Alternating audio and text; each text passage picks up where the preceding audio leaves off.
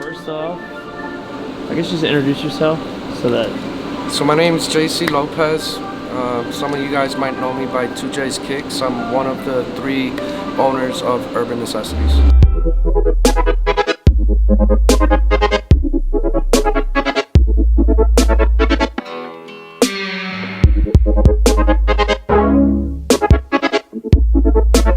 The other store we had was located in the Boulevard Mall. It's about 10 minutes from the Strip. I felt when we opened that store was going to be close enough to the Strip to motivate our guests to come down.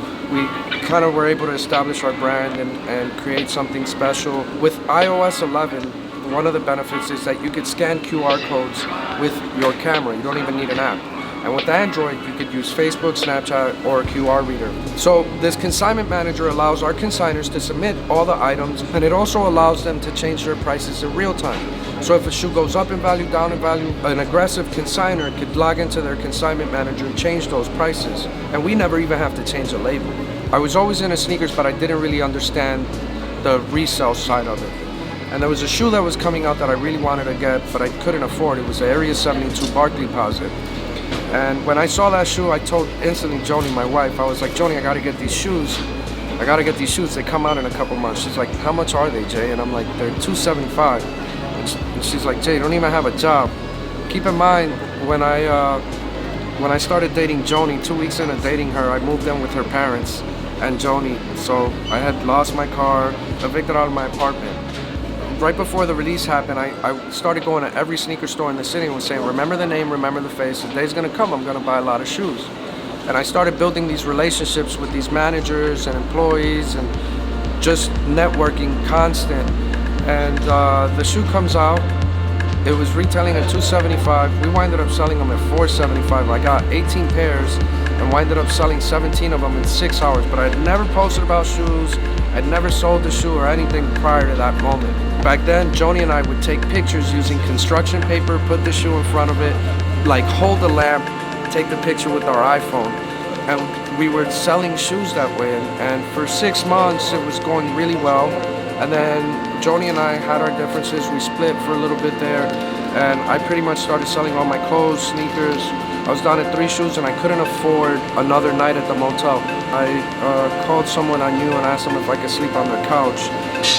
And when I get to this couch and to my buddy's house, he's like, what are you gonna do? And I'm like, well, there's this sneaker event that's coming and I think that, you know, I could call everybody that I've ever sold a shoe to and explain to them the benefit of maybe selling the shoes they haven't worn. I basically did a bunch of spit handshakes and I sold all these shoes for these people and I kept 20 bucks. I met some people that gave me the opportunity to open a store in the Boulevard Mall.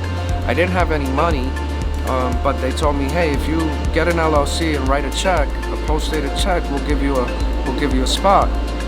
And that's exactly what I did. I remember giving C's $40, which were the only $40 I had to my name when we opened the store, and I was like, dude, this is all I got, but from here on out, you will have all my time and effort.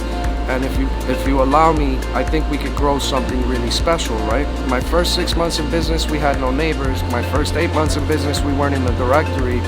My first paycheck was 10 months in and it was $85. We opened on September 17, 2014. By December 31st, we did $1 million in sales. And that's when I knew, like, man, this could be something special.